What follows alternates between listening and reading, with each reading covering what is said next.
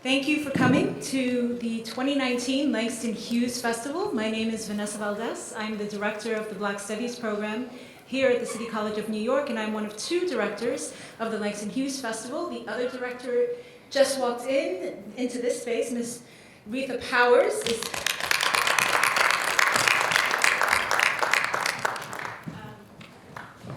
Rita is the associate director of our journalism, that's you, publishing certificate program here at the City College of New York. Thank you for your patience this afternoon. I am incredibly happy and overjoyed to introduce our moderator of today's festivities, and then she will introduce everyone else and explain what we'll be doing. Michelle Valadares is an immigrant poet and filmmaker. She is the author of Nordada, The North Wind. Her poems have been nominated for a Pushcart Prize, and in 2017, she was named the America's Poetry Festival of New York's Poet of the Year for, quote, her lifelong literary achievements and for her poetry that reflects the rich, multicultural spirit of the Americas. Publications include Asterisk, Upstreet, and Clockhouse, the anthologies Language for a New Century, Contemporary Poetry from the Middle East, Asia, and Beyond, and the HarperCollins Book of English Poetry by Indians. She is the director of the MFA program in creative writing here at the City College of New York. Please welcome Michelle Valadares.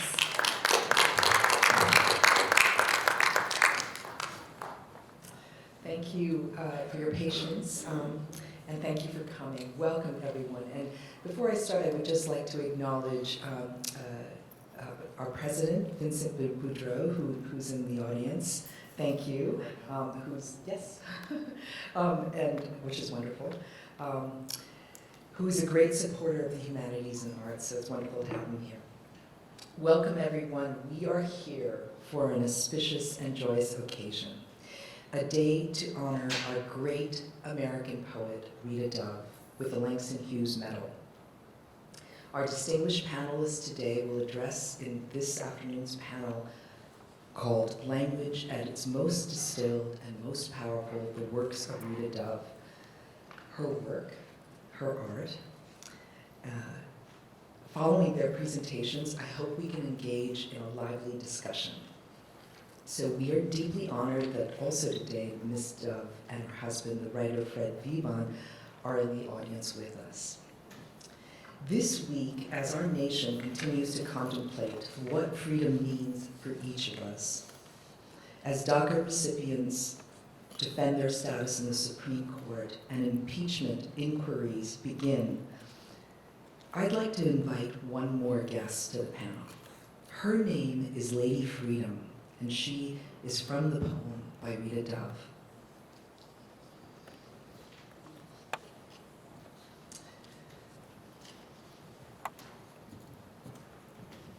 Called Lady Freedom Among Us. Don't lower your eyes or stare straight ahead to where you think you ought to be going.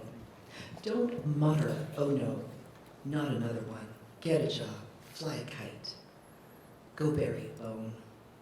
With her old-fashioned sandals, with her leaden skirts, with her stained cheeks and whiskers and heaped-up trinkets, she has risen among us in blunt reproach. She has fitted her hair under a hand-me-down cap and spruced it up with feathers and stars. Slung over one shoulder, she bears the rainbowed layers of charity and murmurs, all of you, even the least of you. Don't cross to the other side of the square. Don't think another item to fit on the tourist agenda. Consider her drenched gaze, her shining brow, she who has brought mercy back into the streets and will not retire politely to the potter's field, having assumed the thick skin of this town, its gritted exhaust, its sun-scorch and blear. She rests in her weathered plumage, high, big-boned, resolute. Don't think you can ever forget her. Don't even try. She's not going to budge. No choice but to grant her space, crown her with sky. For she is one of the many, and she is each of us. Let's find all of us with Rosa Parks. I want to share briefly, before I introduce all our panelists, what Rita Dove means to me as an educator. I've been teaching poetry to undergraduate and graduate students at City College for 17 years. The majority of our students here are a minority, Black, brown, and Asian. We are a public institution with funding that seems to be continuously cut for the humanities and arts. Our classes are often large and unwieldy, and the teaching of poetry when I began was to fill a requirement in Gen Ed or English. So I searched for texts as a new teacher that our students could engage with. But the standard anthologies were what you would expect. They represented the canon of white male poets, with the occasional woman, usually white, and a few poets of color, mostly men, and rarest of all, maybe one African-American female poet, usually Gwendolyn Brooks. When I discovered that Dove had edited the Penguin Anthology of 20th Century American Poetry in 2011, it changed my pedagogy, but more importantly, it transformed the lives of my students. This may sound like a broad and sweeping generalization, but it is one that I stand by in the context of where I was teaching, here, Harlem, New York, and who I represent as a teacher, a South Asian immigrant woman poet. Dove's anthology generated controversy when it was published. She received criticism and pushback from some in the poetry establishment. But for this poet, her anthology rectified the imbalance of representation, introduced the world to new contemporary American voices, and generated new dialogues. No longer did the aspiring student poets in my class feel that it would be generations before they entered the canon. They were in it, relating to the poems of Joy Harjo, Adrienne Lewis, Garrett Hongo, Natasha Treadaway, Elizabeth Alexander, Kathy Song, Terrence Hayes, and many more, and many others, representing diverse American contemporary voices. My students know these names.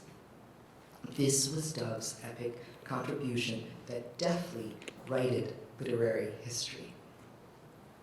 I am sure there are thousands, maybe hundreds of thousands of teachers like myself who can face the new demographics in our classrooms with this groundbreaking text when they teach poetry.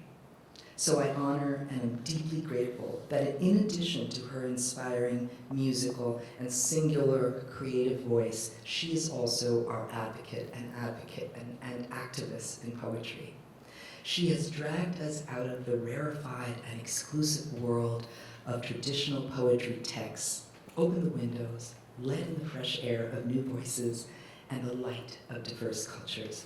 We have no choice but to grant her space and crown her with sky. Thank you, Rita Dove.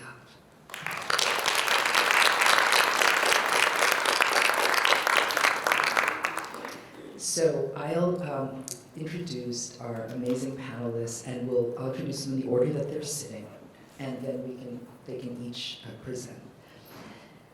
The first panelist is E. Ethelbert Miller. He's a writer and literary activist. He is the author of 2 memoirs and several books of poetry, including The Collected Poems of E. Ethelbert Miller, a comprehensive collection that represents over 40 years of his work. For 17 years, Miller served as the editor of Poet Lore, the oldest poetry magazine published in the U.S. His poetry has been translated into nearly a dozen languages. He is a full-time Fulbright Senior Specialist Program Fellow to Israel. He holds an honorary degree of Doctor of Literature from Emory and Henry College and has taught at several universities. Miller is host of the weekly WPFW morning radio show, On the Margin, with E. Ethelbert Miller, and host and producer of The Scholars on UDC TV. In recent years, he's been inducted into the 2015 Washington, D.C. Hall of Fame and awarded the 2016 AWP George Garrett Award for Outstanding Community Service in Literature, and the 2016 DC Mayor's Arts Award for Distinguished Honor. In 2018, he was inducted into Gamma Phi and appointed as an ambassador for the Authors Guild. Miller's most recent book, If God Invented Baseball, published by City Point Press, was awarded the 2019 Literary Award for Poetry by the Black Caucus of the American Library Association. Ethelbert Miller. Our second panelist, Asali Angel Ajani, is an award-winning writer, scholar, and activist with expertise on global mass incarceration, with a particular focus on Black women and the African diaspora. She is the author of 3 books: Strange Trade, the story of 2 women who risked everything in the international drug trade, and the forthcoming Parasitic States and Penal Colonies, Gender, Black Migration, and the Carceral World Order, and the forthcoming novel, A Country You Can't Leave, and the co-editor of Engaged Observer, Activism, Advocacy, and Anthropology with Victoria Sanford. Asali Angeles Ajani is a professor and serves as the Director of Women and Gender Studies at the City College of New York.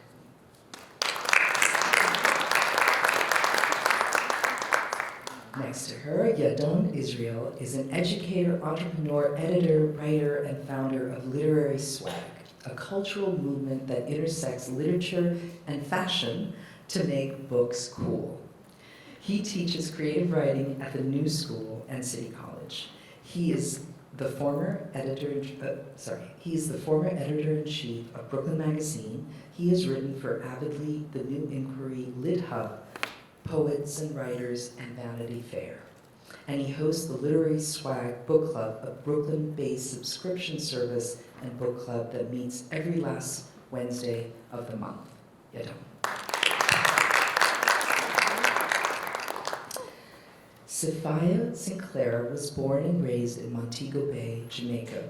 She is the author of the forthcoming memoir, How to Say Babylon, and the poetry collection, Cannibal, winner of the Whiting Writers Award, the American Academy of Arts and Letters Metcalf Award, the OCM Bocas Prize for Caribbean Poetry, the Phyllis Wheatley Book Award, and the Prairie Schooner Book Prize in Poetry.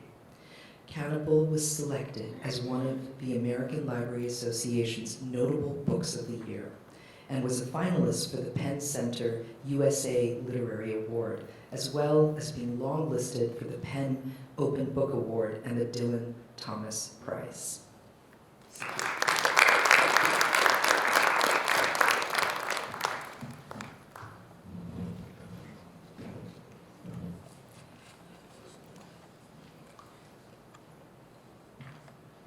To fling my arms wide in some place of the sun, to whirl and to dance till the white day is done, then rest at cool evening beneath a tall tree, while night comes on gently, dark like me. That's my dream. Dream Variations by Langston Hughes. I thought of these lines by Langston Hughes after receiving the invitation to participate in this tribute to Rita Dove. If one wanted to make a connection between Hughes and Dove, maybe these words provide a small link. Rita Dove loves to dance, perhaps as much as she has a love for literature. The movement and the motion of the body at times enters the rhythm of the poem. To think about Rita Dove is to whirl and to dance. I first became familiar with her name when the Washington reporter Elizabeth Castor called me back in 1987 and informed me that Rita Dove had won the Pulitzer Prize for Poetry. In 1987, I was introduced to Thomas and Bueller.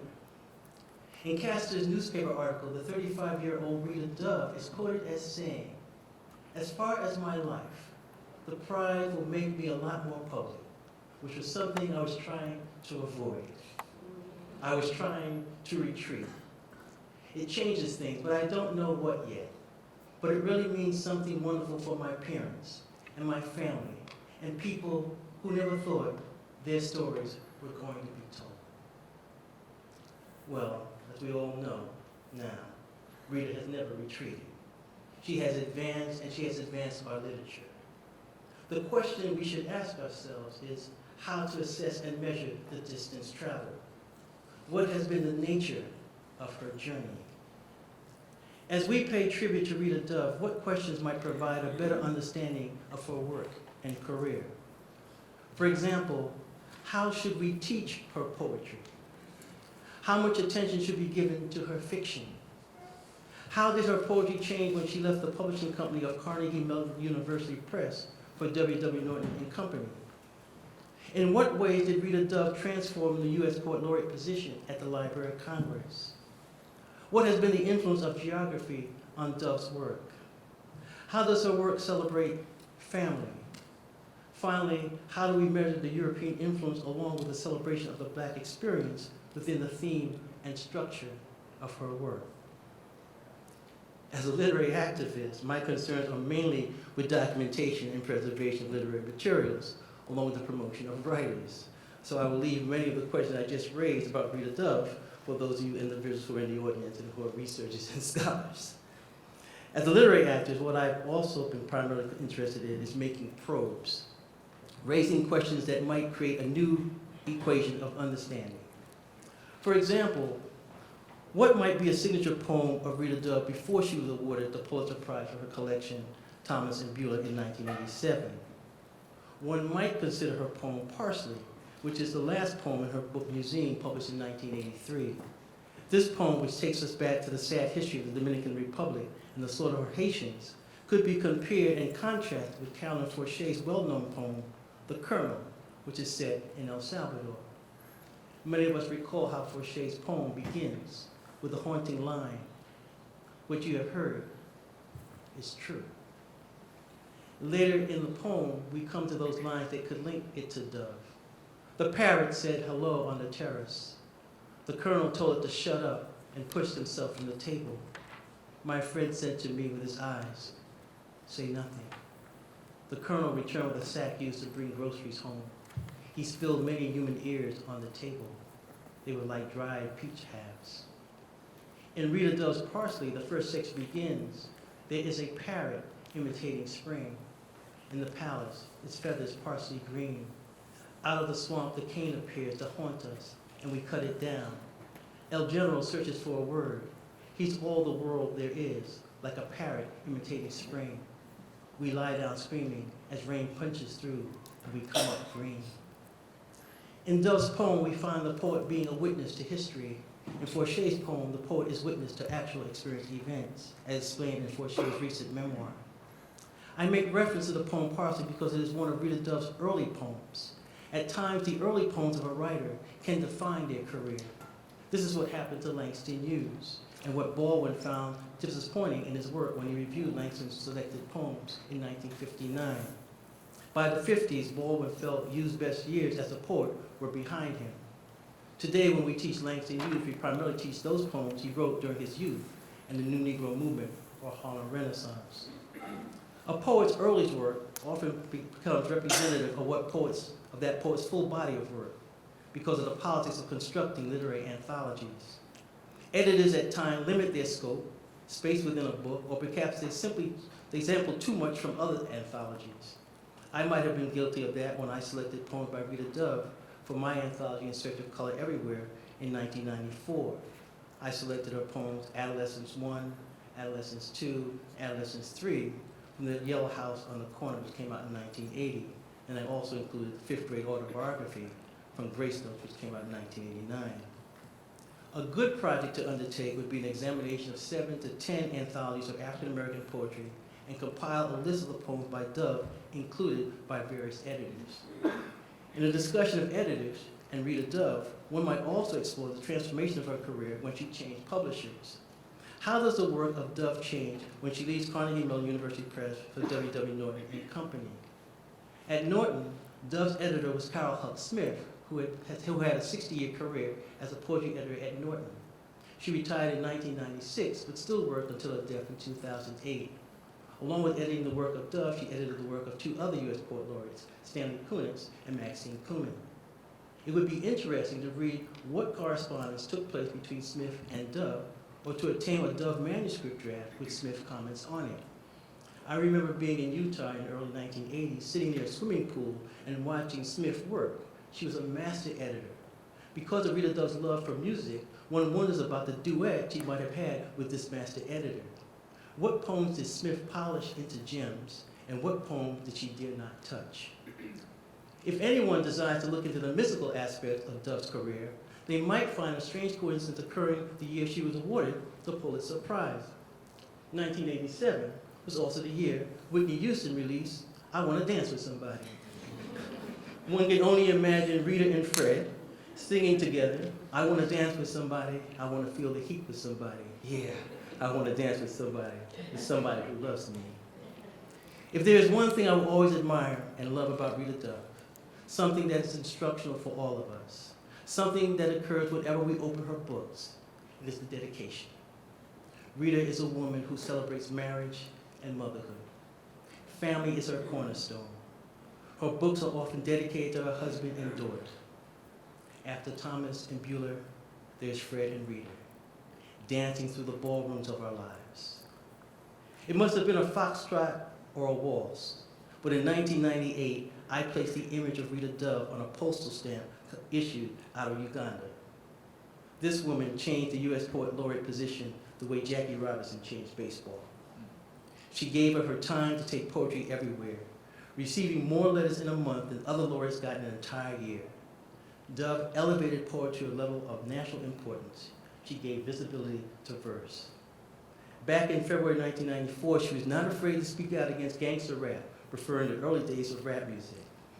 Looking back on this, one has to chuckle. In many ways, Rita Dove was similar to Langston Hughes, trying to understand the militancy of a young Leroy Jones. Today, we honor her for her vision and the continued presentation of excellence. During these days of love and despair, when the world is too cold, Rita poetry is what it sounds like when doves sing.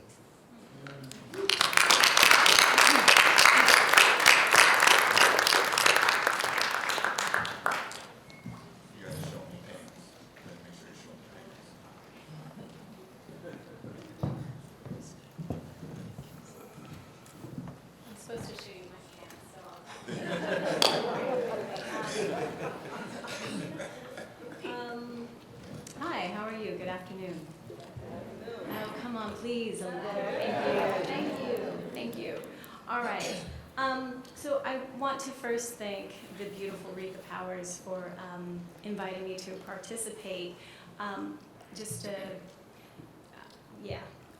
going to be honest here. I had mistakenly thought that I was going to be providing just moderation, but instead I have been instructed to give a academic perspective, if you will. And let me assure you, this is, when you think about the vast catalog of Rita Dove's work, to try to distill this in 10, maybe 15 minutes is certainly a fool's errand, and error on my part. But I'm going to drag you down this wormhole in terms of thought processes and thinking about how to do this, or how I did this. And I look forward to the conversation that follows. So I began this quest to find a neat frame for the work of Rita Dove. So I started with what is second nature to me, which is Black feminist theory and Black feminist thought. And not surprisingly, the archive spit out hundreds of papers, articles, and dissertations, and I was soon swimming in a sea of information, all of it interesting, but much of it not conjuring the feeling that I had when I first encountered the work of Rita Dove. So for me, the poems in Grace Notes, a collection published in 1989, was like being in a vortex of sound, while oddly and beautifully being in a familiar space of the everyday, but not quite. So sort of a transcendent quotidian. For example, the lines from the poem Mississippi, and I have to warn you, I am not a poet, but bear with me. These lines from the poem Mississippi really is what grabbed me and wouldn't leave me about her work. In the beginning was the dark, moan and creak, a side wheel, moving through, thicker than, scent of lilac, scent of thyme, slight hairs on a wrist lying down in sweat. So I stopped there, but the poem goes on and it's beautiful. Much of the work that I encountered when I was going through this archive of Black feminist thought and Rita Dove did not reflect on the questions of language. And what I noticed was an interesting, and I believe probably very unique to the work of Rita Dove, it was the vast amount of engagement from scholars and writers and thinkers from around the world, from Sweden to India, China to Italy, to Cuba to South Africa. And if you just Googled this now, you would find documents from literally all over the world of people pulling apart, engaging, being in conversation with her work in multiple languages. People who had the opportunity to read her work in translation and other people who read her translations, and I'm thinking here of her work in both German and Afrikaans, have this incredible, she has this incredible expansiveness, which I want to talk about in just a moment. But of course, when I think about this expansiveness and this international frame, this one forced me to kind of abandon the question of Black feminist theory. So then I had to look for another frame, and then I turned to the question of internationalism and cosmopolitanism in Dove's work. And there is, of course, you would not be surprised, a wonderful critical study by Malin Pereira, I believe is her last name, entitled Rita Dove's Cosmopolitanism. So I dug into that. And this word, for those of us, I know that I have students in here who may not know the word cosmopolitanism, and we kind of live at a time right now where we don't hear it very often. But for those of us who haven't heard this word before, or this term, and certainly for some of us it might have even been a while since we've heard this, given the state of where we live in now, cosmopolitanism has typically been seen as a form of detachment from bonds, commitments, and affiliations that constrain ordinary notions of bound lives. We're unconstrained from national boundaries sometimes, right? But Rita Dove's work, has discussed aspects of this cosmopolitanism within herself and in her work, in her life. And she does this very well, very eloquently in interviews. And I quote from an interview that she did recently, like actually, for me, because of my age, 2011 is fairly recent, with the poet Jericho Brown, when she says that she, quote, carries my country inside of me. And she's talking about the divide between even the West Coast and the East Coast, the North and the South, in terms of thinking about her work as it is pitched in the context of the US. And while much has been made about Dove's seemingly untetheredness, for example, there's been a lot of critical reflection about her poems on travel.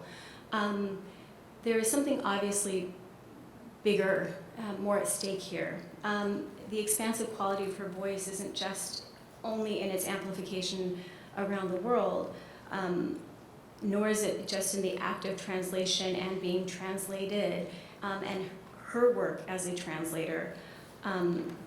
But her expansiveness, to my mind, rests in this dying art of aerial acrobatics in a way, and her ability to open the aperture of her gaze ever wider, ever wider. In some ways, differently and more intensively than contemporary poets, her contemporaries. So something that stayed with me when I was doing all of this work was a line from Eduardo Montes Bradley's documentary called Rita Dove, an American Poet, which I know will be screened later on. There's this haunting quality to the way that Miss Dove says that she needs to, quote, feel why or how I fit on the earth. And I just want to repeat that, and you will see it in the film. To quote, feel why or how I fit on the earth. To me, this takes me back to this vortex. So I mentioned earlier this vortex of sound, but really it made me think through this question of the center of a storm. And I'm reminded of another poet, Nancy Maharon, an Afro-Cuban poet speaking about another Afro-Cuban poet, Exilia Saldana, who seldom gets talked about in the US. But here's this quote, and when I came across this quote, it really made me think of Rita Dove's work. Seldom does a cyclone show its throat in the form so clear and defined. Usually cyclones come out by chance, but their birth and time of development can take days and even weeks, or fragments or seconds. The inhabitants of the islands take precautions, but in the majority of cases, no one can guess whether the cyclone's whereabouts or its destiny. If there is anything that may be known with certainty, it is that the cyclone, if it threatens much destruction, as is often the case, will certainly bear the name of a woman. And Exilia has some engagement in Spanish, for those of you who can read her work, with some of Dove's poetry, and it made me think about, after her death, the Hurricane Rita that tore through both the U.S. and Cuba, and anyway. A cyclone forms in a complicated interaction between weather systems, according to Wikipedia. And it takes the atmospheric pressure, the particles that we don't see, and the weather, the elements that we experience, and transforms it sometimes with radical force and sometimes with a quality that is both quiet, but it is always most assuredly unpredictable. And like the work of Rita Dove, who I see as being, whose work is a vortex, the way I experience it, the sound, the shape, again, the aperture opening and closing, her work cannot be contained. It won't be contained in 10 minutes here. There are no neat frames, as I've discovered. And the vortex at its center is both the eye that makes its landing, and it is also a place of power. And I know that I have students in this audience, and I wanted to read a quote by Rita Dove. I have many other things to say, but I will keep it short in favor of having a longer conversation. But this is a quote that, again, comes from the interview that she did with Jericho Brown. And I want to think about this, especially, I think, as part of her gift and a gift that she gives to all of us. And she says, power is knowing who you are, your strengths as well as flaws, and being with what you see while still striving to improve. Powerlessness means you've handed that judgment over to someone else and buckled under other people's ulterior expectations. So, having said that, I wanted to say, again, this is a fool's errand, and I encourage all of you to delve deeply into her work. There are plays, there are poems, there's a novel, and I believe a forthcoming novel. There are essays, there's a book of essays and criticism. There are critical essays about her work. And there are many, many wonderful YouTube interviews and clips of dancing. So this is a person who, in every aspect of art that you can touch, from music to translation, you can find something. And I really want to encourage my students who are in this room to do so. Thank you very much.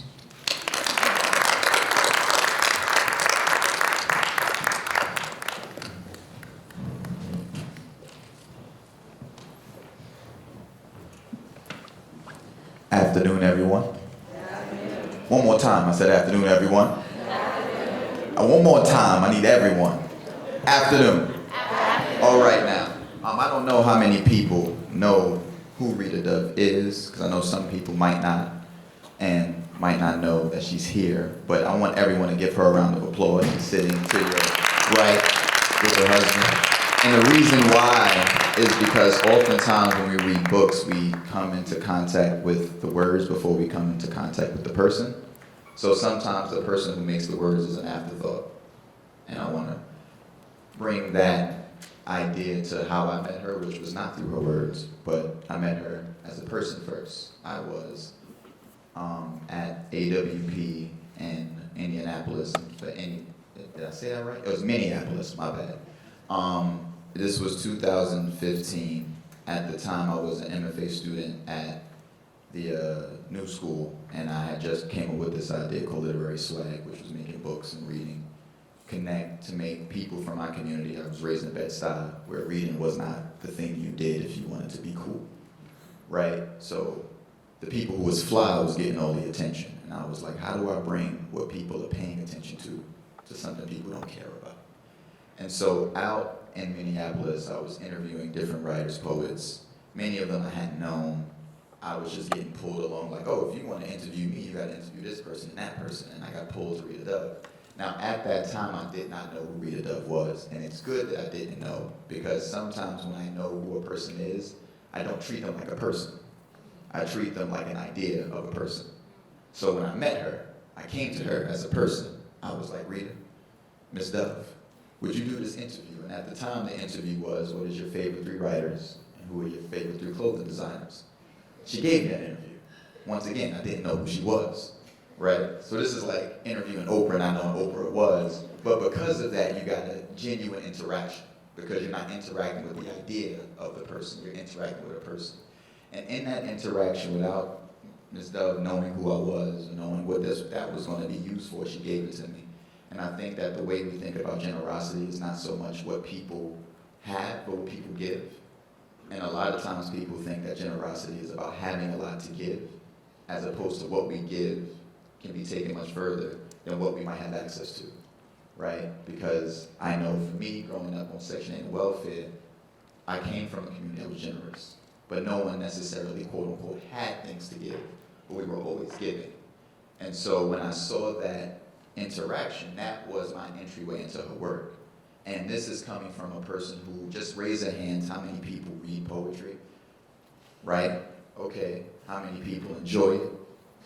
Okay, so I will not be ashamed to say I was in the minority in that room. I did not understand what I was reading. I read it, I felt like I got it, but I didn't get it. I was like, what's happening? I hear people saying ooh in a room. I'm like, what is oohing? Why y'all oohing? What happened? Right? So my whole entry point into the work, I was lost. And then I had a great conversation with one of my OGs, my big homies. His name is Parlov, who is also a poet, also won a Pulitzer in 2015. And I had a conversation with him because I had a lot of conversations with poets up to that point, trying to quote unquote figure out poetry. Like, what am I reading? Am I reading it wrong? Am I reading it right? And the constant thing was just read it. And I was like, I don't get it.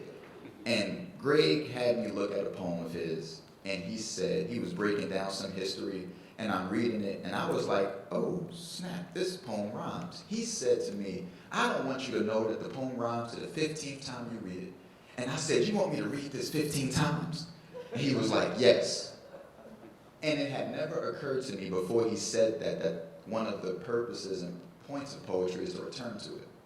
Because before that moment, I had never returned to poetry. I had read poetry like I read and interact with many things. I do it once. I read the novel once. If I like it, I go back. Right? I watch a movie. If it's dope, I go back. Sometimes I only go back for the part I want and I leave. So my interaction with things was just to go through it. It was linear. I didn't understand that poetry was circular. It was for us to revolve around something, to continue to return back to it. And when I understood that that was supposed to be my basic premise with poetry, it changed my relationship with it. And I think that a lot of times what happens, and this is a testament to her work as a poet laureate, we're giving the work without giving how we should interact with it. And I know this for myself, going to nice restaurants, nice things, and having a previous context of how to engage with new things and not having a new context and engaging with new things the way I engage with everything else. And because I'm engaging with this new things as the way I did the old, there's no new context to understand what's coming into my life. And so what great Parlov did for me was he gave me a language to make space for something I had no space for previously, not because there was no space in my life, but because I did not have a language to make it possible to make space for it. But even with all that, at the time, still not being a person who understood quote-unquote poetry or how to interact with it, I want to share in the legacy of this prize and this day, my favorite poem from Langston Hughes, which I had read in 2012. I was 22, undergrad at Pace University, and it's entitled Evil. Look like what drives me crazy, don't have no effect on you, but I'm going to keep at it till it drives you crazy too. Right? Simple poem. I still ain't get it as a poem, but I got it as an idea. And I read it, and I was like, damn, that's some evil shit right there. And I thought about what is the personification of evil in this time for, I'm 29, what do I navigate and what do I understand evil as? And for people who have social media, that poem reminded me of trolls. The people who, because they bother, want to bother you. The people who are in your inbox, your comment section, who are constantly just, excuse my language, fucking with you. For no other reason. They just want to bother you. They want to see you react. And it had never occurred to me to think of that, to give language to evil, because up until that point, I grew up in, although I was raised Jewish, I grew up around a lot of Christians, Baptists, Episcopalians, different things, and the reaction to evil is to turn away from it. Just keep it away from you, keep it at the door. It's never to make it into the house. So once again, this lack of language to return to moments in our house where evil things are happening, which is not to say bad things, but things that people are doing because they're trying to get you to see what they're going through. But if I don't have a language to see it, I don't respond to it as such, and I turn away from it.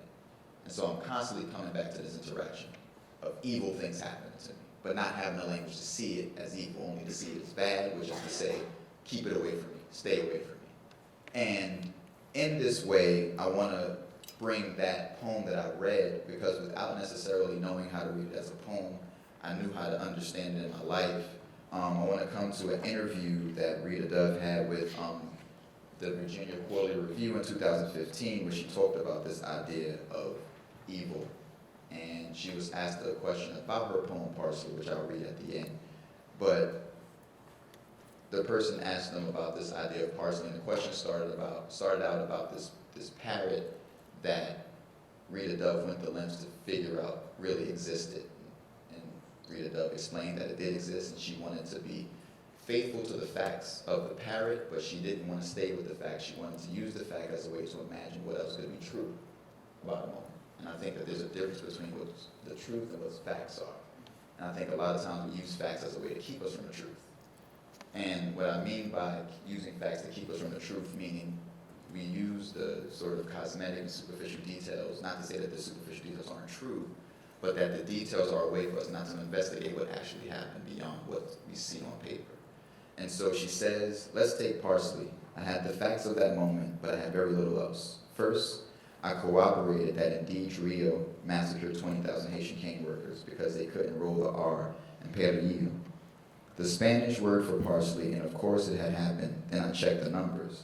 I was haunted, but only after I shook the notion that evil was a generic state of being was I able to start writing. Instead of thinking of evil as a force just blazing through, destroying things, I began to understand that evil could be creative, devious, that evil, humans, and therefore is part of us. This is what I need to get behind. So I opened myself up to possibility. And in that realm, I was completely free to imagine a scenario which humanizes evil, but also would explain why Trujillo chose that particular word. And then she continues that it behooves us to realize that evil must have a human face. To have a human face means that all of the desires and the fears and the yearnings of, let us say, a human soul can also be ascribed to someone who does horrible deeds. And she goes on to say that evil cannot, she won't say that evil is beautiful, because that was the question, that was part of the question she was asked.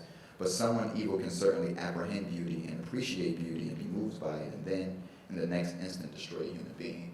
And I think about her answer as it pertains to me growing up in Bed-Stuy and having this language for what I was navigating. And I reading her response, it made me think about why, in a lot of ways, I did not respond to bullies the way I was taught to and the way I wanted to, which is to say that a lot of times when I was facing brutality and things that people were bothered by, I was trying to understand what was happening more than react to it. And in that moment when I'm trying to understand things, that moment of trying to understand reflects a moment of compassion. It reflects a moment of generosity. But what growing up in poverty dictates is that you're not supposed to have anything to give. Everything you have is you're supposed to keep for yourself. So this generosity I'm trying to extend to people that I'm getting bullied by is being seen as, oh, you a punk. Oh, why are you scared of them? And what I understood was, yeah, I fought one of those guys. They showed up with 6 more the next day. And so that doesn't stop. So for me, how do I change my relationship to this person who's trying to say something and I'm trying to just understand what they're saying, which doesn't mean I have to agree with it, which doesn't mean I have to endorse it, but I want to understand it so I can see it later.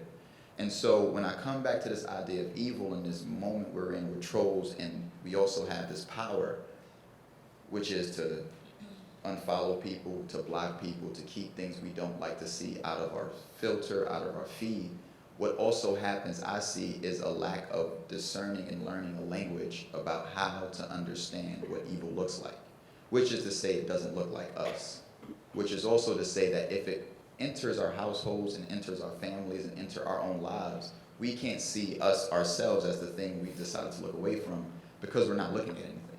We're always looking away. And so when I read that description and her explanation of taking a word as simple as parsley and using it to kill people, it's like that is what evil is. It's simple. It's not that complex. But if we don't ever look at it face on, we never see that basic relationship. So we never are able to change our relationship to it, and we're never able to understand it. So I think that if there's anything for me as a person who's just coming to poetry as a reader of it, and as a person who can talk about it, I've understood that poetry is a way to return to the things we look away from. And I think that the reason why poetry as a form is so economical, because sometimes to stay there too long, some people don't have the stamina for it, which is different than endurance. I think we've all endured pain, but we necessarily don't have the stamina, which is to get to the other side of it, right? And I think that we collectively, and I will speak for myself, that I confuse and conflate enduring pain, which is like found value in the fact that I experienced pain as a way to say that I was better than it, but I never did anything with the pain. I never changed my relationship to it. So I only could give you what the pain was, not what it meant. And I think that poetry gives us what the pain, what the evil, what everything we experience means. And so part of reading poetry and returning to it is coming back to those moments that we were afraid to find any meaning in, because it felt in that moment meaningless, right? Like no one can explain when I was growing up while we was poor, it was just what it was. So there was no meaning to it. There was no reason for it. And if there was a meaning, it was because we was black, which I didn't understand beyond the moment of, okay, I'm black, but then is that it? And I think that to have that question, is that it, is what I think poetry is saying. No, it's never it. There's always something else to come back to. So what I want to end with is the reading of that poem to give you the way that evil can be, is humanized, which is different than personified, as a way to sort of galvanize you all in this room when y'all navigating the evil in your life from other people, but mainly from yourself. Because I know a lot of people in here, everybody in here, if you're a human being, you've thought some evil shit. And you've probably done it too. And before I read this poem, I want to share a prerequisite that allowed me also to see evil. Took a short story class in Pace University, my undergrad. And at that time, I was not good at writing short stories. I wasn't better when I finished. But if there was nothing else I learned in that class, we had an assignment that was, we were writing short stories, and everyone in the class was writing their villains like villains, meaning they were just evil all the time. They woke up, they kicked the cat down the steps, they like smacked coffee, like they were just the evilest person you could think of. And our professor read all of our stories, and he said, I want y'all to take the position of the villain and imagine the villain as the hero. And none of us could do it, because none of us could see the villain as the hero. But what I understood was that was an exercise in empathy, which is not to say that I took the side of the villain, but do you have the generosity, the space to give the villain something that you don't think they're capable of having? And also, can you imagine that this villain is in their own mind a hero? And what would motivate someone to do the things they're doing? As opposed to saying you don't understand, do you try to understand? Do you have the capacity for generosity? And I realized that without that capacity for generosity, I'm no less evil than the people I would define as such.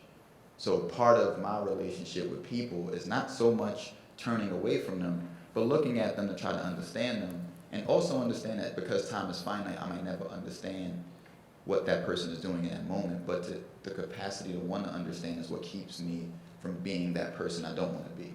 So I'm going to end with this poem, Parsley. The cane fields. There is a parrot imitating spring in the palace, its feathers parsley green. Out of the swamp the cane appears to haunt us, and we cut it down. El General searches for a word. He is all the world there is, like a parrot imitating spring. We lie down screaming as rain punches through, and we come up green. We cannot speak an hour. Out of the swamp the cane appears. And then the mountain we call in whispers Catalina. The children gnaw their teeth to arrowheads. There is a parrot imitating spring. El General has found his word, perejil. Who says it lives. He laughs, teeth shining, out of the swamp. The cane appears. In our dreams, lashed by wind and streaming, and we lie down. For every drop of blood, there is a parrot imitating spring. Out of the swamp, the cane appears. The word the general's chosen is parsley. It is fall. When thoughts turn to love and death, the general thinks of his mother, how she died in the fall, and he planted her walking cane at the grave, and it flowered each spring, stolidly forming 4-star blossoms. The general pulls on his boots. He stomps to her room in the palace, the one without curtains, the one with a parrot and a brass ring. And he paces, he wonders, who can I kill today? And for a moment, the little knot of screams is still. The parrot, who has traveled all the way from Australia, is in an ivory cage, is coy as a widow, practicing spring. Ever since the morning his mother collapsed in the kitchen while baking skull-shaped candies for the Day of the Dead, the general has hated sweets. He orders pastries brought up for the bird. They arrive, dusted, with sugar on a bed of lace. The knot in his throat starts to twitch. He sees his boots the first day in battle, splashed with mud and urine, as a soldier falls at the feet, amazed how stupid he looked at the sound of artillery. I never thought it would sing, the soldier said, and died. Now the general sees the field of sugar cane, lashed by rain and streaming. He sees his mother smile, the teeth gnawed to arrowheads. He hears the Haitians sing without R's as they swing the great machetes. Catalina, they sing Catalina. Mi madre, mi amor, el muerte. My Spanish is bad, so I would definitely, I wouldn't have made it either. I'm sorry. God knows his mother was no stupid woman. She could roll an R like a queen. Even a parrot can roll an R. In the bare room, the bright feathers arch in a parody of greenery as the pale crumbs disappear under the blackened tongue. Someone calls out his name in a voice, so like his mother's, a startled tear splashes the tip of his right boot. My mother, my love and death. The general remembers the tiny green sprigs men of his village wore in their capes to honor the birth of a son. He will order many this time to be killed for a single beautiful word. Thank you.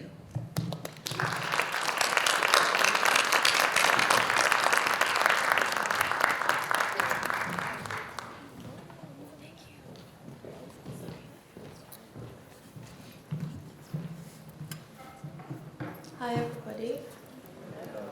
Hi, Rita. So I was and still am a student of Rita's, and I am going to talk a little bit about how that has formed and shaped me as a poet. You hear all the time this idea of a teacher or somebody coming into your life and changing it. And I could say without doubt, without hesitation, that Rita changed my life. Sorry, I'm not gonna get emotional, but I wouldn't be standing here today in front of you if it weren't for Rita. And I'll tell you I'll tell you a little story about how it all came to be. You know, I'm a Jamaican poet, and 7 years ago, 2012, I was home in Montego Bay in Jamaica. I sent out my applications for MFA thinking, well, a poet, I think that's what I am. I am a poet. But I was very much in the darkest place of my life. I was on the knife's edge of the direction of where my life could go. And it was looking to be going in a dark direction. And I remember, I'll never forget it. It was April 2012, UVA, notoriously the last school to call. And I thought, they only choose 5 people, it's not gonna happen. And I was sitting on the couch one hot, sweaty night in Montego Bay, the phone rings. And I'm like, oh, this is a foreign number, who's calling? And I answered, and the voice said, hello, this is Rita Dove calling you from the University of Virginia. And it was that moment where you like muffle the phone to like scream, like, what? And she's like, yes, hi, I'm calling, and what are you doing right now? And I told Rita I was reading, but Rita was watching Mad Men. But I was like, I can't tell Rita Dove I'm watching TV. But I remember that moment, you know, as if time had frozen, right? Okay, yeah. And when I tried to explain to my family, like, you won't believe what happened, like, Rita Dove, and I had to, like, you know, we don't have poetry readers, and I had to sort of explain that, you know, Rita Dove called me, and I was like, she's like the Oprah of poetry. And it's like exactly what you said, you know. And they're like, oh, okay, all right, yeah. But that moment when Rita called me and said, you know, your poems are great and we'd love to have you, changed my life. And when I got to UVA, and we sat down, and it will surprise you to know that Rita is the only Black teacher I've ever had in the United States. And I've just gotten my PhD, so I've been studying here 10 years. And it cannot be understated how important it is to see yourself in a mentor, in a teacher, in somebody that you can sit with and really know that they see you, they hear you. And that's what Rita gave to me. The first time we sat down and spoke to each other, she said to me, as if she already intuited everything that I was feeling and thinking about, she said, so tell me about this exile you're feeling. And when I said the tears came, she just had to slide the box of tissues. But it was, you know, a moment where I felt I could be open with a teacher in a way I never felt before. And then after that, you know, we talked about poetry, we talked about our hair, we talked about, you know, how we express these things in poetry. And I remember her telling me about having to write about a specific hair grease and having to intuit readers that might not know what we're talking about and how do we express these things to them. And whenever people ask me, oh, well, you studied with Rita, what is she like? Wow, what is she like? And I always say of all the things that I've taken away from Rita as her student, the thing that I would say first that astounds me every time is her grace. And that is how I want to move through the world. The way Rita moves through the world is to not just move through the world, but to change it in her moving. and to be so gracious in doing it, you know? And so I'd like to read in her own words a poem, Ars Poetica, which is sort of the poet's own philosophy of what they believe their poetry should do. And I think this is such a beautiful way of seeing that grace that I see in Rita. Ars Poetica. 30 miles to the only decent restaurant was nothing. A blink in the long, dull stare of Wyoming. Halfway there, the unknown but terribly important essayist yelled, "Stop! I want to be in this," and walked 15 yards onto the land before sky bore down and he came running, crying, "Jesus, there's nothing out there." I once met an Australian novelist who told me he never learned to cook because it robbed creative energy. What he wanted most was to be mute. He stacked up pages. He entered each day with an axe. What I want is this poem to be small, a ghost town on the larger map of wills. Then you can pencil me in as a hawk. A traveling X marks the spot. And I think that's so, yeah, clap for Rita. And I think that is so beautifully encapsulating like what I admire most about Rita. And it's not to be the person saying, "I want to be in this," or the novelist who wants to be mute or doesn't think cooking is creative, that it robs him of creative energy. But it's Rita's idea that, no, that cooking can be creative. There is a way to hold up a fine thread to the light, and anything and anyone that you think is important can be sung about.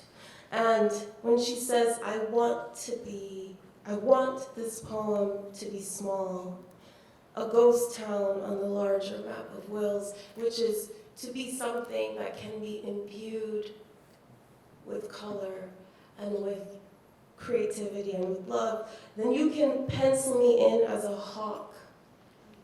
A traveling X marks the spot. Right? So, and I think again of when you quoted, when Rita was speaking to Jericho and said, I carry my country inside of me. It's to see everyone, to see everyone in America, to see the Black experience, to see your maternal grandparents as people who deserve to be lifted up, to be sung about. And as a student of Rita's, I think that was also something that I took away as very important, of thinking about how do you write about family, how do you write about history, and how do you infuse the personal with the historical, right?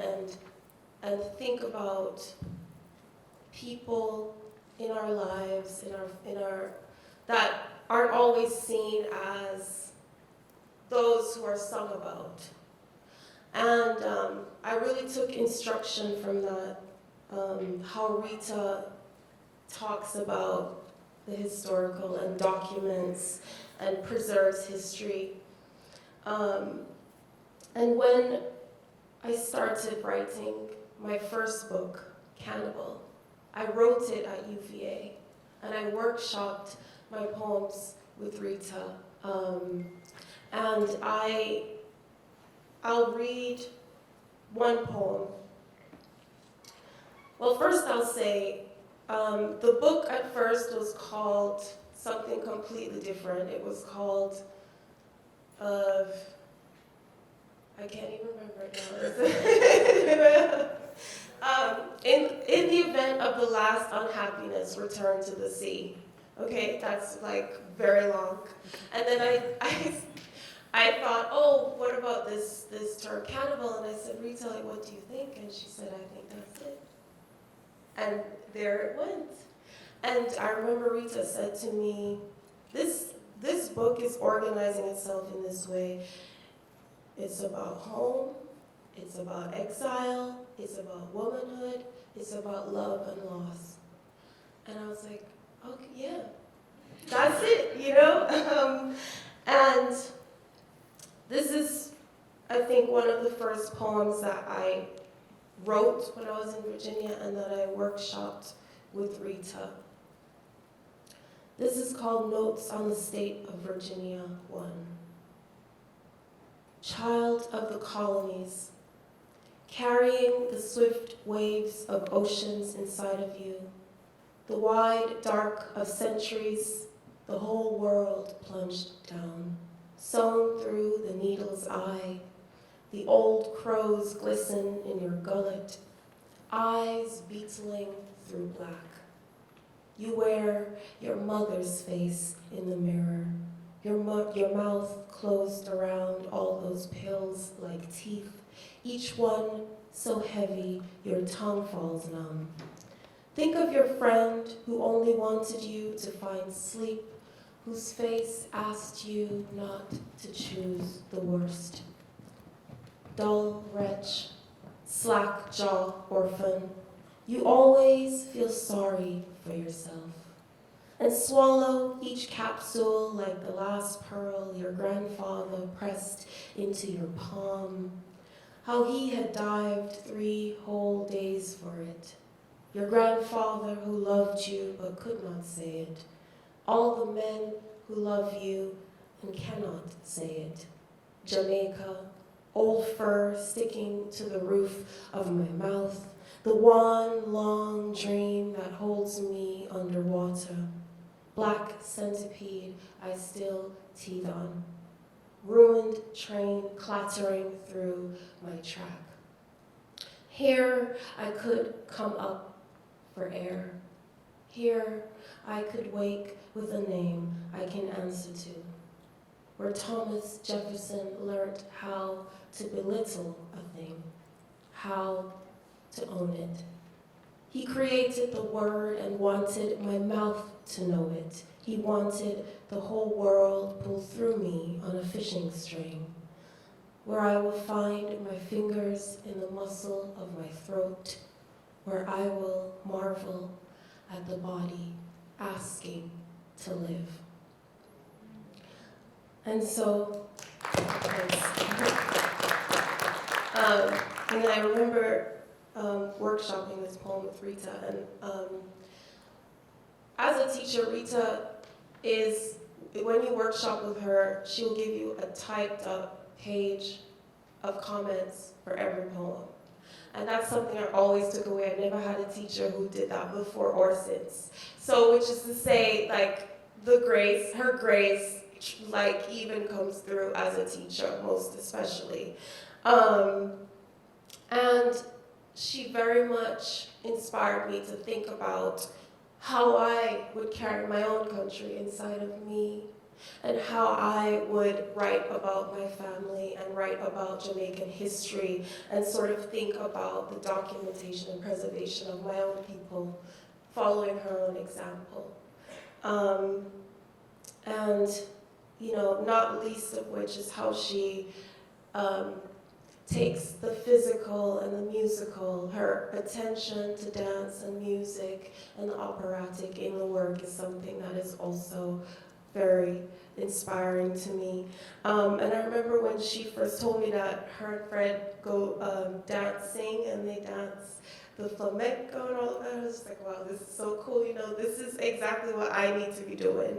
But I just thought that we couldn't be here today if I didn't read a poem in honor of Rita and Fred and their love of dancing. So I'm gonna read American Smooth.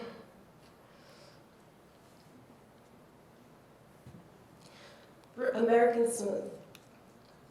We were dancing.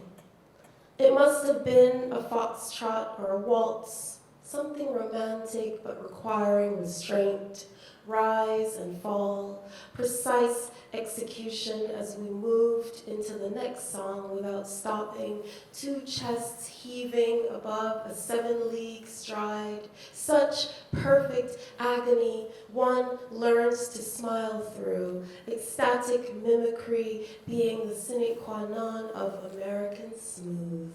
And because I was distracted by the effort of keeping my frame, the leftward lean, head turned just enough to gaze out past your ear and always smiling, smiling.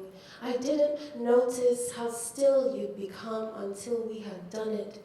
For 2 measures, 4, achieved flight, that swift and serene magnificence before the earth remembered who we were and brought us down.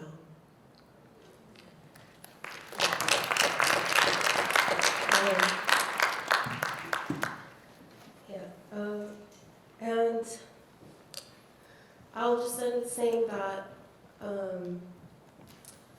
I've learned many things from Rita, but I always remember how when Rita and my mom met, like how beautiful of a moment that was when my mom and Rita sat down together and talked to each other. And let me tell you, my mom is the biggest Rita Dove fan. Like, she will call me and be like, "Did you see Rita won an award?" I was like, "Yeah." It's like, Rita was on C-SPAN, and so you have the biggest fan in my mom.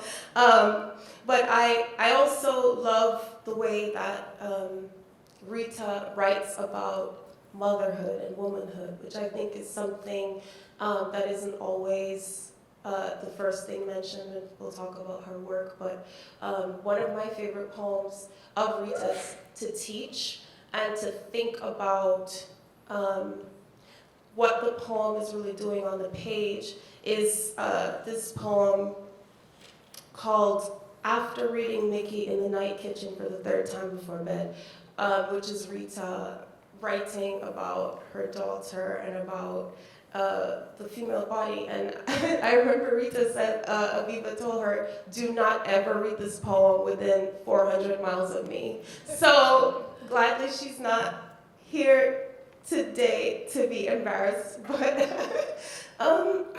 so I'm gonna read this last poem of Rita's. After reading Mickey in the Night Kitchen for the 3rd time before bed. I'm the milk and the milk's in me. I'm Mickey. My daughter spreads her legs to find her vagina. Hairless, this mistaken bit of nomenclature is what a stranger cannot touch without her yelling. She demands to see mine and momentarily wear a lopsided star among the spilled toys, my prodigious scallops exposed to her neat cameo. And yet the same glazed tunnel, layered sequences. She is 3. That makes this innocent. We're pink, she shrieks and bounds off. Every month she wants to know where it hurts and what the wrinkled string means between my legs. This is good blood, I say, but that's wrong too. How to tell her that it's what makes us, black mother, cream child, that we're in the pink and the pink's in us.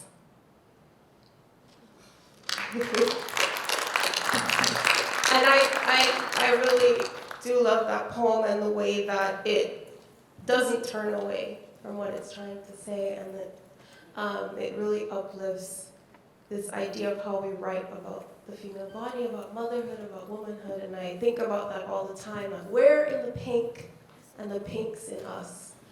And all of this is just to say, Rita, thank you so much for everything that you've done for me and for us. I wouldn't be the poet I am standing here today without you. Thank you.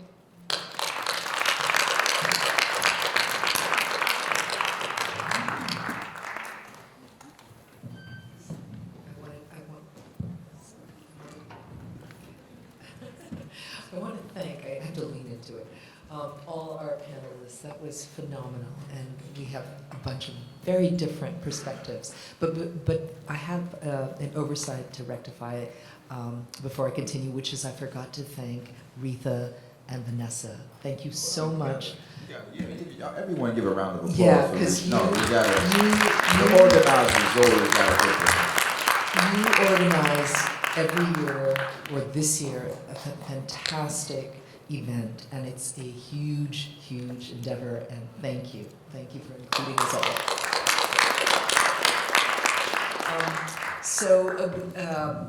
I think we'll open with, I'll start with a question that I'm going to pose to, and maybe all of you can just take a stab at answering it. Maybe we'll discuss for a little bit, and then we'll open it up to questions from the audience, because what was so wonderful is that there's so many different perspectives on Rita's work, her life, her significance. One notion that came up to me, one idea that I was thinking about, particularly because several of the panelists touched on Rita taking on the world in defining, for example, Yadon talking about evil, talking about cosmopolitanism. I wanted to ask, what do you think is the relevance of Rita Dove's work at this moment in time? And I was particularly moved by, well, everyone's ideas presented in their talk, but by her relevance, by how it seems timeless and ageless. And I wonder if you all could maybe talk a little bit about her. I think one of the things that makes her work very important is because of the number of people of color who are in creative writing programs today, where you're actually studying writing. My links is to the Black Arts Movement, and so when I look at many people, Black Arts Movement, we did not go to school to study to become writers. Pretty much you learned it on your own. But I think that when you are in a classroom and you say, okay, especially you're teaching creative writing, what models do you want to use? What do you want to place in front of your students? Okay, because many times in creative writing programs, there is going to be a process of copying and imitating until you find your own voice. But you have to begin somewhere. And I think that when you look at a person coming of age today, Rita Dove is a writer that they would read. Okay, like for example, for me, I was reading like Baraka. Okay, and so especially now for Black women, to have a body of work that speaks to you, you know, where you could be in a room and you're not saying anything, the men are debating, you know, or the men that are the writers that you're reading, you know. And so I think now, you know, if you can look at Rita Dove's work and the body of it, okay, and that's what I think is very important, the body of the work. If you're in a class, you can teach the various forms, okay? You can lead someone to writing a libretto. You have all of that just with Rita Dove, okay? What I like to do is take someone like Rita Dove and put her on a stage with the Chocolate Treadaway and Tracy Swift, so that you really see this chorus that's out there right now, which you didn't have before.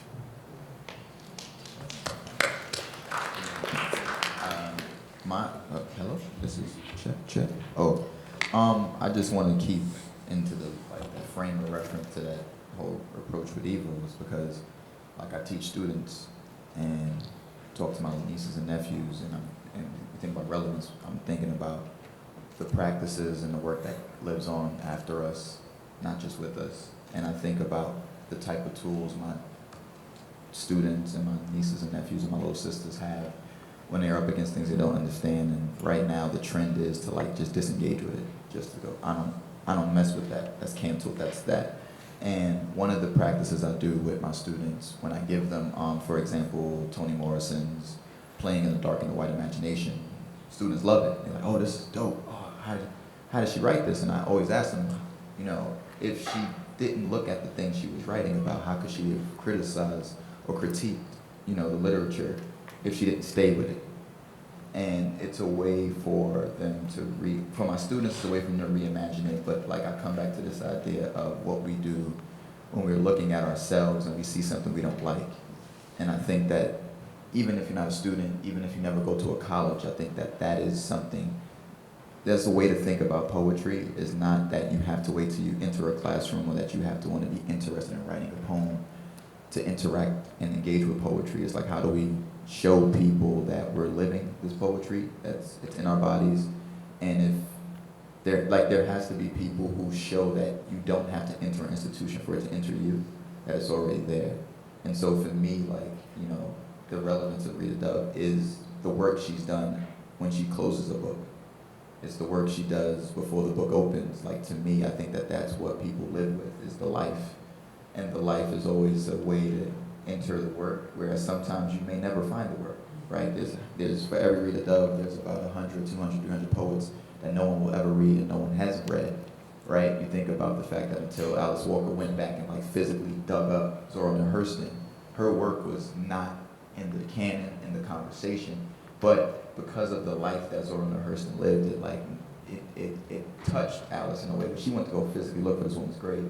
And so I think about canons, I think about the people who touch people, who keep people alive, as opposed to the work that touches work, because sometimes we all don't have the same level of access to work, but we all do have the same level of access to humanity because we're all on this earth. So I think about the relevance in terms of like what her work is, in terms of getting poets published. And I don't think enough credit gets given to the people who are generous with that type of thing of like getting people published, as opposed to look how many books she's published. It's like, look how many people she's gotten published. Look how many voices exist because she was for them, their walk through the door. Like, a lot of people use the gate as a way to keep people out, and she opened the gate. She kept it open, right? Never had to knock. You just had to want to walk in.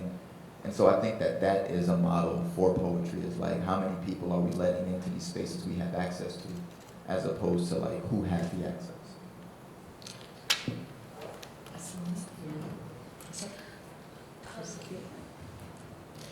I agree with everything that's been said. Obviously, I am one of the poets that Rita opened the gate for, you know, and gave me access. And as someone who is from the Caribbean, we very rarely have that kind of access sort of given to us. But I think too that there is something to, you know, you're saying access to humanity. I think for me, a lot of the relevance of Rita's work beyond being, you know, a personal mentor to me is that her work itself has something specific in that idea of access to humanity, in that it's her way of seeing the world, to me, that is really the thing that shines through. And she, you know, I think Rita has this particular gift of being able to see that. You know, it's this Keatsian idea of negative capability, of this idea of not just seeing the bird, but becoming the bird. And so when she, you know, she writes about a musician from the 18th century, you know, she has a particular ear, a gift of access to presenting that kind of life to us in a very lyrical, beautiful, and accessible way. And I think that's something that makes her work timeless to me. I'll just say briefly, part of what I do is teach some of Rita Dove's work in prisons, and what's interesting to me is that there's always, what we do is we bring in some photocopies of poems so that folks can grab from them, read them as a way of starting to think about themselves as poets by reading other people's work, right? And Rita Dove's work is always the poems that get selected the most among the folks that we're teaching the students, in part because I think there is this way that the refusals, this X marks the spot that you were talking about, Sophia, this refusal to be pinned down allows for a kind of opening for other people to really bring themselves into her work, to see themselves as, to taste the foods, to taste the dunking of the donut, or there are all these very visceral ways, again, of how the everyday life gets transformed, which we can take part in. And so that, to me, is, that refusal is a political act, which is relevant to this very moment, right? The refusal to be confined, contained, to be named, that is a source of power. It's a controlling of a narrative, as much as that narrative tries to be controlled on a person, right? Particularly Black women. So anyway, that's all I'll say. Yes. I agree, and the idea that the daily life, the daily living of a Black woman is something worthy of poetry, right? Is, I think, I agree, political, and will always be relevant and timeless, and I think Rita does that so masterfully. But I'm biased, you know. So, yeah, the courage, I think, what we're hearing is that there's so much courage. She's, in her freedom, I'm sort of trying to tie different threads together, in her freedom to write about anything she chooses, but to bring her particular point of view. I think she of course, is a great African-American poet, a female poet, but she's also, for me, a great poet in the world. She brings the world to us through this incredible lens. The second question I wanted to throw out, because a couple of days ago, Tuesday night, we had this wonderful panel on Rumi. There's a new translation, Unseen Songs of Rumi. And Brad Gooch, we have Mariam Mortaz, who went to our MFA program, who was the Persian translator with Brad Gooch, who wrote the poems in English. And he explained that Rumi danced to these poems. Like literally, Rumi was a Sufi and he was dancing, and you know, his scribes or his followers were running after him. He was whirling, actually. He was, and whirl and movement and dance and music.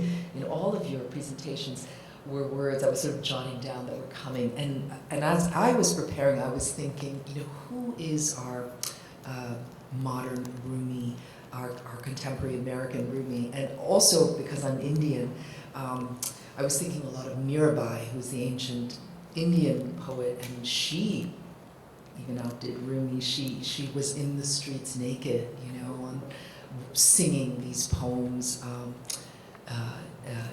She was an incredible poet figure in India in ancient times, and thinking a lot about how does Rumi and Mirabai show up, you know, in modernity. So I wondered if you could talk a little bit about the connections. I mean, some of you made those connections between music and whirling and dancing, and also her ability to write in all these different genres as well. Well, I'll begin in terms of my own development. Was very dependent on the work of Hazrat Inayat Khan. So Sufism was very important. But I think the question that you raised is even more important in terms of who would fit that bill today. Because you would not begin with the work, you would begin with the spirituality. If you can develop yourself in this society with this emphasis on materialism, entertainment, and maintain your spirit and soul, that I find would be extremely amazing. You know, because they're always, I mean, would you put your phone down to have a conversation with your soul? You know, I mean, that's a very great religion. So, you know, I think it's that. And then it has a lot to do in terms of all of us, in terms of who are writers. What is the journey that we are on? Okay? Put aside the awards and things of that sort. You know, I always do this joke when I see, you know, Rita and Fred. I always greet Fred first. Because what happens, I say this because I'm a baseball person, and I'm based back to Brooklyn. When Buddy Bervesi goes up to Canada to see whether Jackie Robinson is ready to come to play Major League Baseball here in Brooklyn, in New York. He says he went to the stadium up in Canada, and he sat next to Rachel Robinson. And he said, after I sat next to Rachel Robinson, I didn't have to talk to Jackie. So when I see Fred, I don't have to talk to Rita. I just say that in terms of what happens. When you look for couples, remember like Ruby Dee, Ozzie Davis, you look at couples, that long distance journey. They are more than anything you can pick up in a book. When you see them, that's the embodiment of love. Okay? And I tell people, if you can love one person in your life, you have been blessed. Serious tweets that we can take from that. I think about musicality in terms of, like, I grew up with like a musician as a father, and so music was an auditory thing. And I think for me, like, reading the poems is the musicality of reading. And I think it's something that, which is what was hard for me, was like, one, reading the poems in my head and not hearing the music because I wasn't making it audible. And like even my entry into like what I believed poetry was that it was rhyme, which it was a sort of obvious musicality, as opposed to a sort of movement of, in my understanding of music, one of my understandings of musicality is what it makes your mouth physically do. Like the words that follow one after the other, that because the words are arranged in a way that I would never arrange them, I'm hearing sounds I would never hear. So I'm thinking about the sounds that my mouth is making that I'm aware of before that point they never made. So I'm also thinking about the possibility that music has for me, and then how that rhythm changes the rhythm of the thought that I would have. The fact that like poems go and they stop and I have to come back and I don't get the full, the satisfaction of like reading it like a sentence, but sort of like having the poet lead me of how it should be read, which is something I'm not thinking about when I'm reading like other forms. Like I'm thinking about the story that's on paper, not how the poet might imagine me to read it or want me to read it, because they're trying to show me something that I otherwise wouldn't see. And so I think about that with music, with like all those famous, like one of my favorite movies is The 5 Heartbeats, and it's the scene where like they're playing the music and everybody's booing them, and then Robert Townsend is mad because they're not playing this music right, and he knocks him off the piano, and he do, and then Eddie King was like, ah, and it was just like, oh, that's how you're supposed to hear it, right? Because sometimes the people ain't playing your music right. And I think poets, because of the way they arrange poems on the page, they're like, I want you to play my music right. I'm gonna come for you. And that is to me like what a poem on the page does, is that like you go on Rap Genius and it's like there's necessarily not that attention to arrangement. It's the sort of attention to detail, but the arrangement is also what makes, I think, poets musicians too, of how it looks on the page.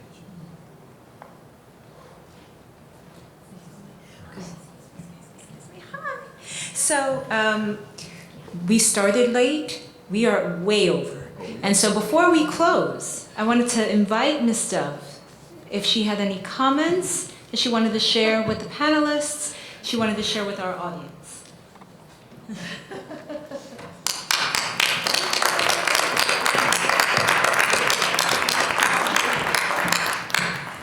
Oh my goodness, I have a pencil so I can actually, thank you so much. It was wonderful to sit there. I wanted to be a student again. I wanted to just kind of sit there and listen, but at the same time I also felt like everyone was watching me to see if they got it right. They got it right. I'll share with you one anecdote, and that is that once a section of one of my short stories was used in one of those reading comprehension tests that they do for students, ACT I think it was.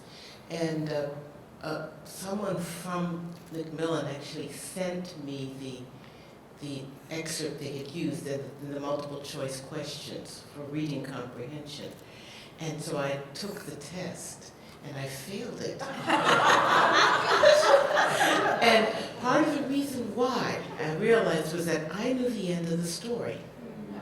And I was not reading it for that little teeny portion, which was at the beginning of the story. And so talking about context and the whole person and how that fits in really, really rang a bell for me. I'm going to give you a little bit more context because everything they said was really beautiful and wonderful. I come from a family of shy people. We are practically all shy except for one sister. You know, she's the one who kind of goes out for us. My father was shy. He was the first black chemist in the rubber industry in Akron, Ohio. He got there because the rest of his family said he's the smart one, and they gave him all of the resources.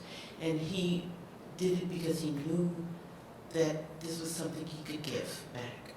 I remember seeing him practicing for lab presentations with little index cards and being very nervous. My mother was shy.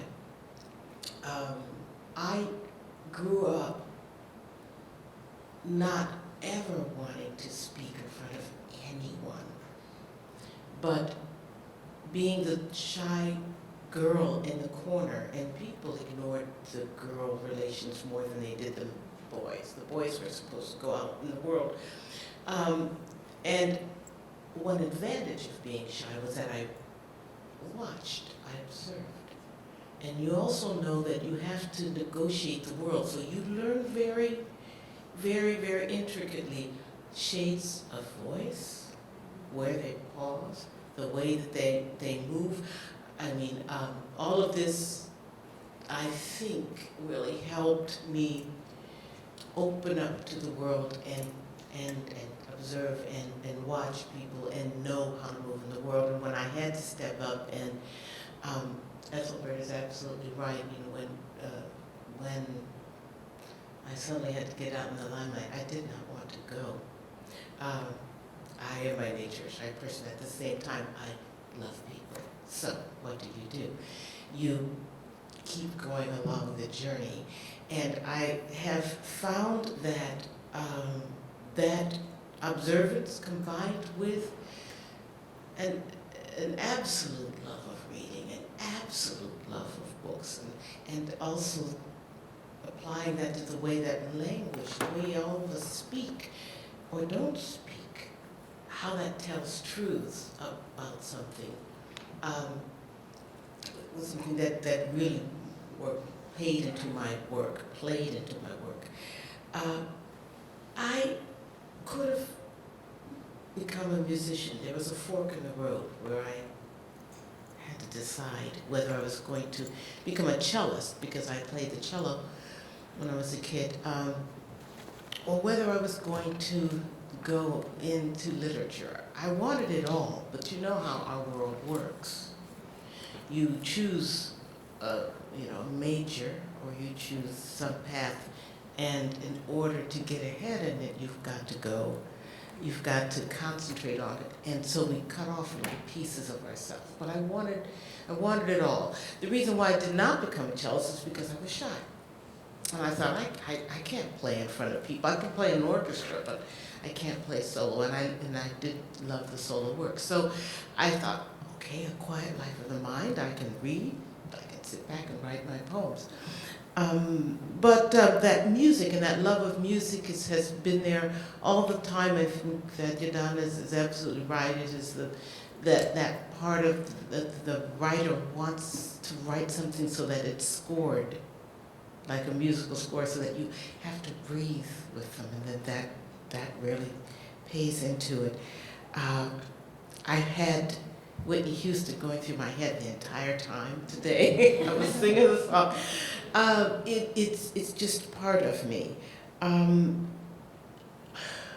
But then comes that other part, and that is the one where it is about the journey of one's life. How do you, and this is for everyone, you don't have to be a poet or anything like that, by sitting in that corner watching the world go work on itself and work through itself.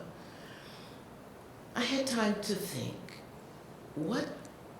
how do I want to live my life? How do I want to be in the world? You know, how will I be most comfortable? And shy people think about that all the time, right? I thought, I want to be myself, whatever that is. I don't know what it is yet, but I want to be myself. And that means that the most important thing in life for me is to feel that centeredness, even when things are swirling all around me.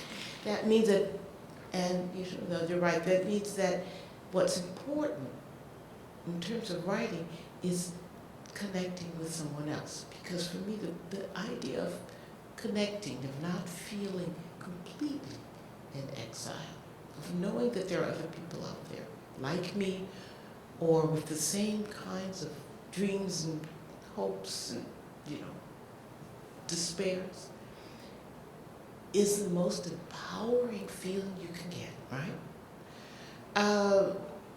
It means that family, and it means that, you know, my marriage and my husband are absolutely essential. It also means that every single person in the world has importance, and that there is no thing too small. As Sophia said, that fine thread held up to the light. There's nothing too small that isn't going to catch that light. I say all of this is, I mean, of course, I wasn't thinking this as a little girl sitting in the corner, but all I knew was that that there was a part of me that wanted to, that knew that the only way that I was going to be comfortable with myself was to be the best self I could be, right? And also be the self that I want to be and no one else wants me to be. You know, the one that I have to be. And that meant sometimes going into, you know, territories I didn't want to go, exploring evil, which I didn't want to do. No one does, but if we ignore it, it will take over.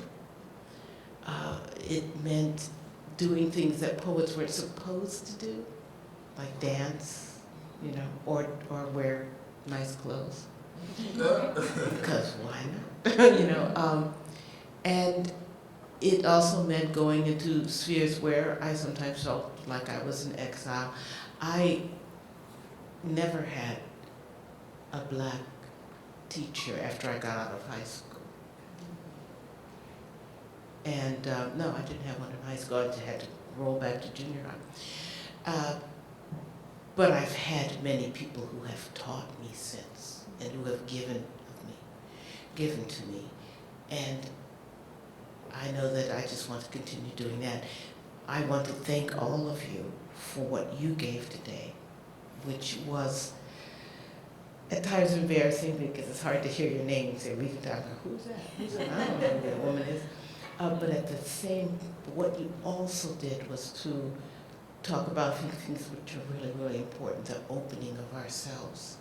So that, in the nature of empathy, and the nature of what the canon and what teaching, how important it is to have these examples before you and before your students when you do become teachers, or if you are teachers.